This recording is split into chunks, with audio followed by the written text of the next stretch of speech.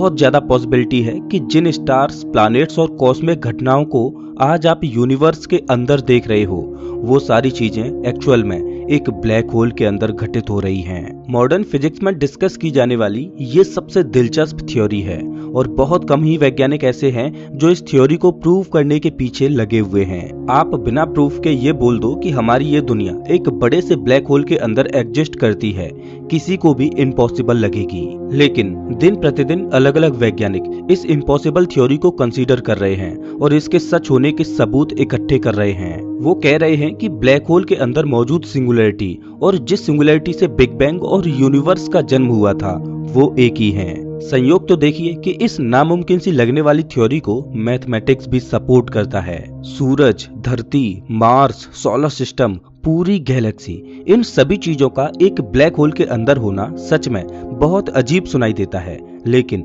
शायद ये best explanation है जिससे यूनिवर्स की शुरुआत कैसे हुई थी, इस बात का जवाब दिया जा सकता है। दोस्तों, इस वीडियो में हम ये जानेंगे कि क्या हमारी ये दुनिया सच में एक बड़े से ब्लैक होल के अंदर समाई हुई है या नहीं। तो वीडियो को अंत तक देखते रहिए। नमस्कार दोस्तों, मैं हूं श्याम तोमर, स्वागत करता हूं आपका इस वीडियो में। 13.8 बिलियन साल पहले जब बिग बैंग हुआ, तब उस वक्त की एंट्रोपी बहुत ज्यादा लो थी और तब से लेकर अब तक ये एंट्रोपी लगातार बढ़ रही है। एंट्रोपी का मतलब बहुत ही सिंपल है। मान लीजिए कि आपके घर के पास अभी अभी एक बहुत बड़ी बिल्डिंग का कंस्ट्रक्शन हुआ है और वो पूरी तरह से बनकर तैयार हो गई है। अब इस मोमेंट से उस बिल्डिंग की एंट्रोपी वक्त के साथ बढ़ती चली जाएगी।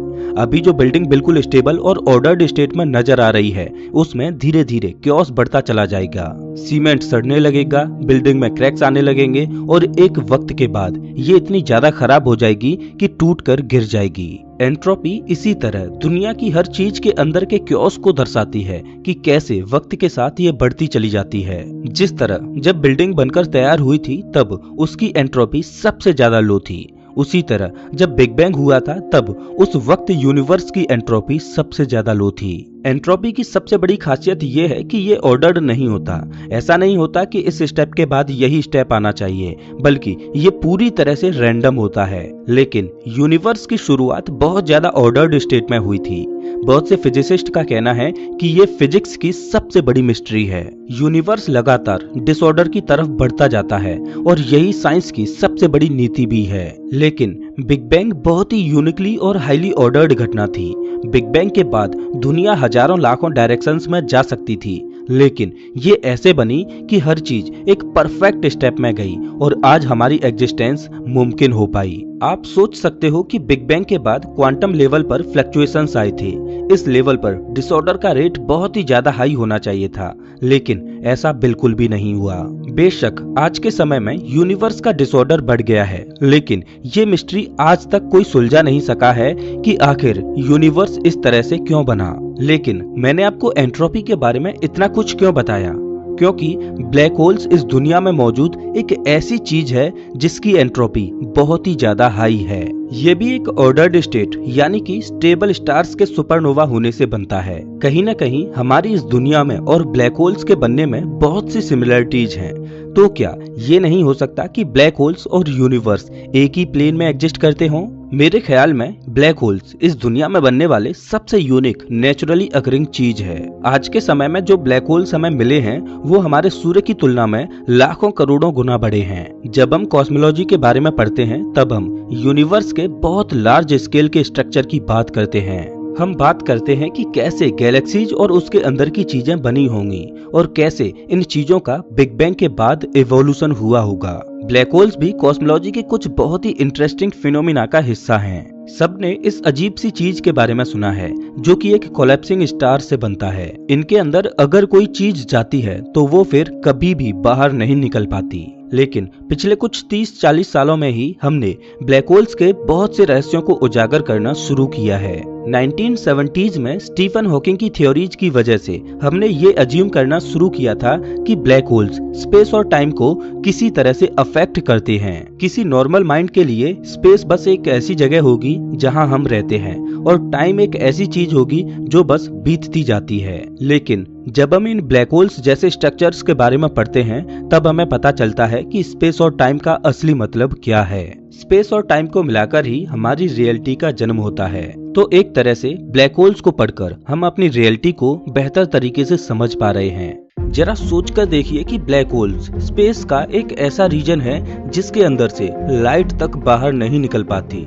आखिर इस ब्लैक होल के अंदर है क्या?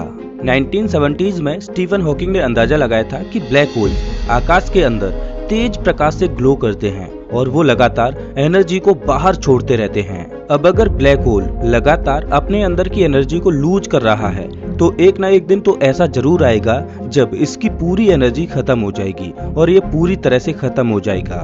बस इसी चीज ने एक बहुत बड़े सवाल को जन्म दे दिया है।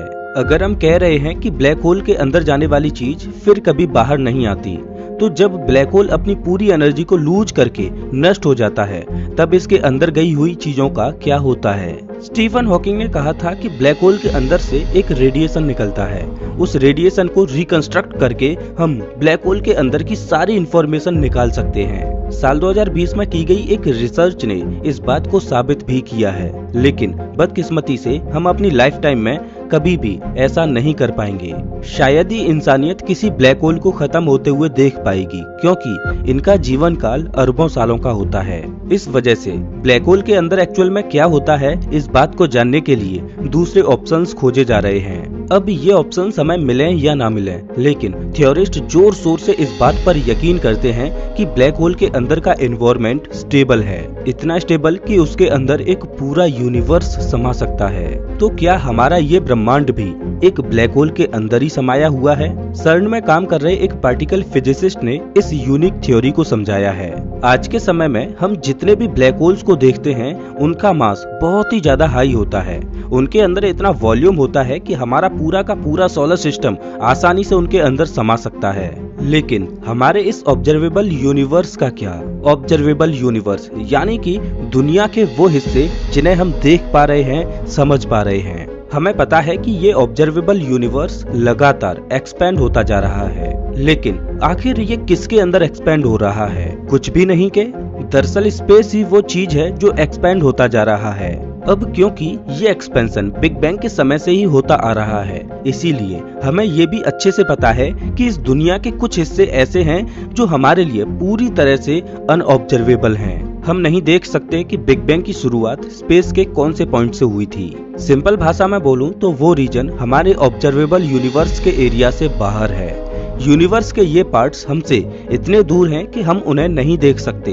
इस ऑब्जर्वेबल यूनिवर्स को हम एक स्फीयर का शेप देकर इमेजिन कर सकते हैं, एक फाइनाइट यूनिवर्स की तरह जिसकी बाउंड्रीज होती हैं। इस वक्त हमारा observable universe 93 billion light years के डायामीटर का है। वहीं हमें इस बात का कोई आइडिया नहीं है कि पूरे ब्रह्मांड का डायामीटर कितना है। तो क्या ऐसा हो सकता है कि ऑब्जर्वेबल यूनिवर्स का जो डायामीटर है जिसे हम देख पा रहे हैं, वही एक्चुअल में ब्लैक होल का भी डायामीटर है जिसके अंदर शायद हम रह रहे हैं, और शायद ये यूनिवर्स उतना ही बड़ा है। बेशक कुछ लोगों के मन में आएगा कि स्पेस लगातार एक्सपेंड हो रहा है, इसीलिए हम ब्लैक होल के अंदर तो बिल्कुल भी नहीं हो सकते। लेकिन क्या ऐसा नहीं हो सकता कि ये स्पेस ब्लैक होल के किसी मिस्टीरियस फिनोमिना की वजह से एक्सपेंड होते हुए दिखाई दे रहा है? सच तो यही है कि हमें बिल्कुल भी नहीं पता कि ब्लैक होल के अंदर स्पेस और टाइम किस तरह से बिहेव करता है। तो शायद हो सकता है कि अब क्योंकि ब्लैक होल्स की एंट्रोपी इतनी ज्यादा होती है, इसीलिए इसके अंदर का स्पेस लगातार बढ़ता हुआ दिखाई देता है। मैं जानता हूँ कि ये सब आपको बहुत ही ज्यादा कॉम्प्लिकेटेड लग रहा होगा। जब तक हमें इस बात